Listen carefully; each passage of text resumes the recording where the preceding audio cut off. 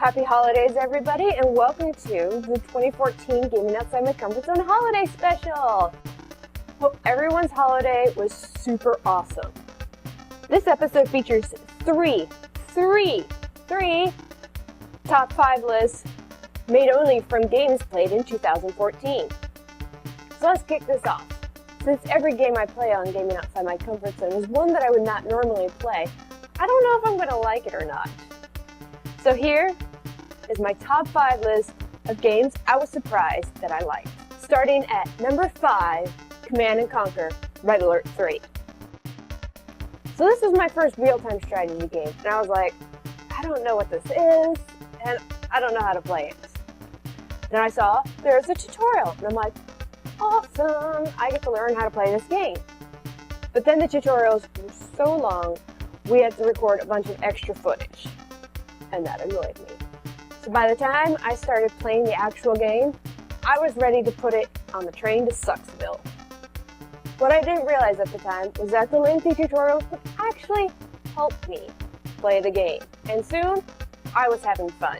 And to make things more cool, I got trained bears to do my bidding, which reminded me of Overlord, which is my favorite game. So that is number 5. Coming in at number 4, Enslaved. I'm not a huge third-person fan, so I am biased when it comes to these types of games. But this game was super fun. From the start, the story was interesting and intriguing. Why was I on the ship? Who was that chick over there?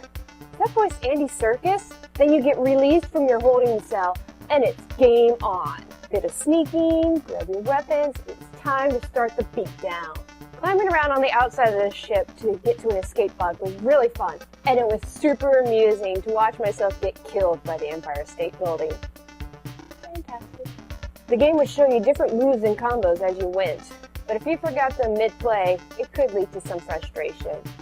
Either way, Enslaved was super fun and really enjoyable to play, and it's number 4 on my top 5.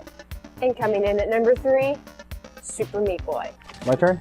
I thought this game was going to be super hard, and I'm not really too big into platformer games as well.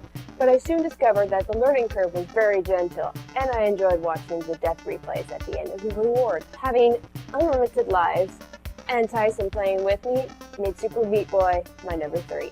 And coming in at number 2, Two Worlds 2. I'm more used to the first-person RPGs like Borderlands or Fallout 3. So when I found out that Two Worlds 2 was going to be a third-person RPG, I was cautiously pessimistic. I'm not really big into that whole character creation that's really in-depth, and it took me a little while longer than usual to get my character created. But upon seeing this world, and all the characters in it, and the story involved, as I actually got to start playing the game, I settled back and started having a ton of fun. I wasn't annoyed by the cutscenes as I normally would be, because they were actually filling in the story for me, and I was actually finding them to be quite enjoyable. Also, I really enjoyed the lockpicking and sniping and sneaking about that this game has. This could have been my number 1. But the number 1 game that I was most surprised that I liked is Orcs Must Die. Having played Defense Grid The Awakening, which I found to be tedious and not very fun to play, I was really not looking forward to playing another tower defense game. Once the game began, I discovered that there was a whole new opportunity to put, my different towers in places, often called traps in this game. And to top it off, as the icing on the cake, I could interact with the battlefield and help my towers kick some orc ass. I got to go fight. It's a tower defense game and a third-person brawler shooter in one. What the heck? It's super awesome.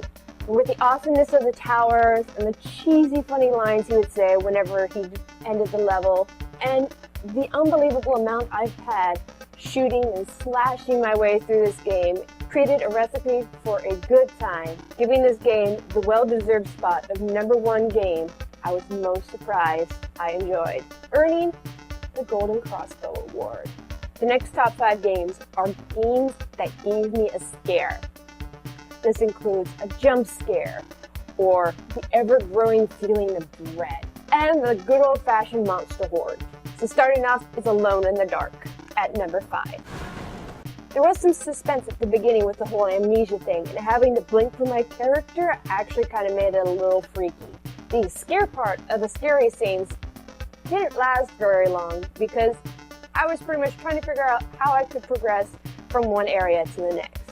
Being killed by a car on a high-rise was pretty awesome, and the wall monster gave me a few scares a couple of times. But to be honest, the controls were more scary than the game. And coming in at number 4, Resin Evil 5. The controls were much better than Alone in the Dark. Right from the beginning, this game was pretty tense for me. The first scene was it just kept the tension going. And you just I kept going, oh gosh. And it just kind of maintained that tension for me as we went throughout the game. When we got to the cutscenes and stuff, they would just kind of give you a little bit extra more and stuff. And I found that my tension and the fear coming in was just a little bit more, was building up and building up. And that totally kept me on the edge of my seat. There was several times where there was hordes of zombies coming out that kicked my butt. And that last horde had a huge burly zombie just full of arrows. And he kept kicking my butt. Oh, dude, it's scary. Here's where the tension train picks up speed. Coming in at number 3, Alan Wake. Oh my. This game was super intense for me. That opening part of the game was just really freaky and just immediately started me off with a lot of tension and some fear just kind of gradually growing and stuff. And I lived through an EF4 tornado, so that tornado in that beginning part of the game really freaked me out a lot.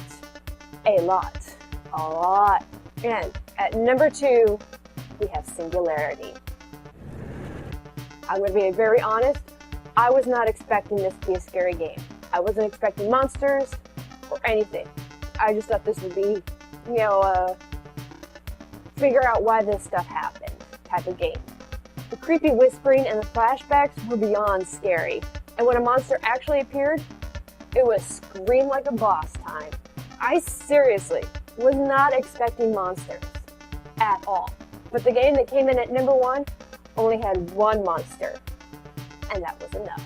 Coming in at our number 1 game that gave me the most scares in 2014, Slender The Arrival. Oh gosh, okay, oh no!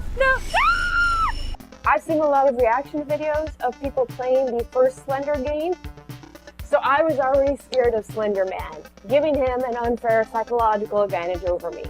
Which meant before I even started playing the game, I was scared. And when it started getting dark in the game, I got more scared. And then once you get close to like clues or whatever, the music would start and you're just like, ah! Oh, okay. So it would just freak you out. You're like, ooh, a clue, and then it's like, boom. That bass was like super scary. And when you started collecting pages, shut the front door. Nothing is more scary than a thumping bass and distortion, or someone knocking on your door really loudly when it's super foggy outside. So I think Slender Man and the fog people are probably my 2 things that I'm super scared about. This was the most scared I've ever been while playing a scary game. I was more scared, more so than dealing with the spider in the game Limbo. So Slender The Arrival is the number 1 game for giving me the most scares in 2014, earning the Golden Gym Award. And the final list is my top 5 favorite games of 2014. These are my favorite games that I've played in any episode in 2014 for GOMCZ. And we'll start off with number 5, Lara Croft and the Guardian of Light. The isometric view of this game reminded me of Torchlight, except there's no pet. Lara Croft had more action and puzzle solving to do than Torchlight. This was my first Lara Croft experience, and I gotta say, it was pretty fun. There were bases to break, and puzzles to solve, levers to be pulled, and bad guys to kick their butts. and various other elements that kept me super interested in this game.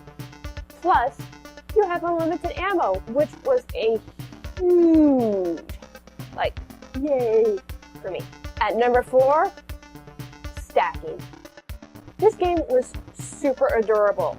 The cutscenes were just fantastic and cute, and it was a different kind of third-person game, so it made it much more interesting for me. Hopping around like a tiny Matryoshka dog, kidnapping bigger dolls to complete various tasks made this game super fun. It's also weird, but cute. That's number 4. Coming in at number 3 is a game from a previous list, Super Meat Boy. This game is so addicting. Even when you keep dying and dying over and over again, you just want to keep going. You keep at it until you finally complete the level. Playing this game with my husband and co-producer Tyson was a huge bonus. It kept the game interesting and we had a blast together. And at the number 2 spot, Monday Night Combat.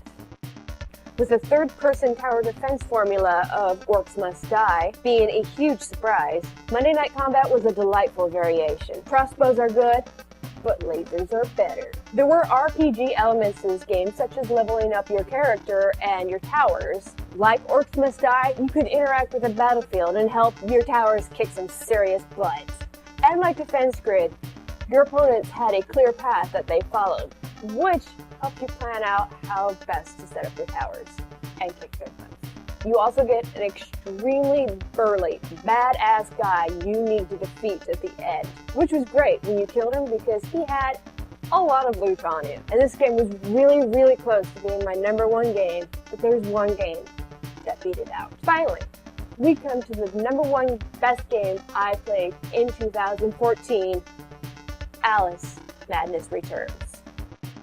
The sequel to American McGee's Alice, this game is absolutely stunning with their various locations. From Victorian-era London to Wonderland, this was a beautiful game. It had a super funky, awesome story. You see some old characters from Alice in Wonderland and Through the Looking Glass, and some new characters as well. Yet the old characters seem to be slightly twisted. This was the most completely different game I've ever played on Gaming Outside My Comfort Zone. The bad guys were really bizarre, and you go through the game collecting weird items like teeth, and I never figured out why. I had so much fun playing this game. It was one of the best third-person games I'd ever played on Gaming Outside My Comfort Zone, and is well deserving of the number 1 spot of my favorite games, and earning the Golden Cheshire Cat smile. Well, everybody, that's it. Those are my 3 top 5 lists for 2014. I want to thank you guys for watching, and do me a favor, click that subscribe button. If I can get to 100 subscribers, I will do blind gaming. I'll wear a blindfold and I'll have someone tell me how to navigate through a game. 250 subscribers, I will do a Star Wars game dressed as Princess Leia. It'll be a super awesome fun time. So subscribe, get other people to subscribe. Have them watch, subscribe. It's going to be awesome. You can also follow me and Tyson on Twitter at SexyLaura27 and at RedT23. Don't forget to check out our Facebook page. Go to facebook.com and enter in Gaming Outside My Comfort Zone for all of your GOMCZ needs. And click that like button. And if you like the music of Gaming Outside My Comfort Zone, go and check out Tyson's SoundCloud page. Go to soundcloud.com and enter in Tyson Sainer to hear all of the fantastic, awesome music that he's done. Happy holidays, everybody, and I hope you guys have a great new year. My name is Laura, and I'll catch you next time.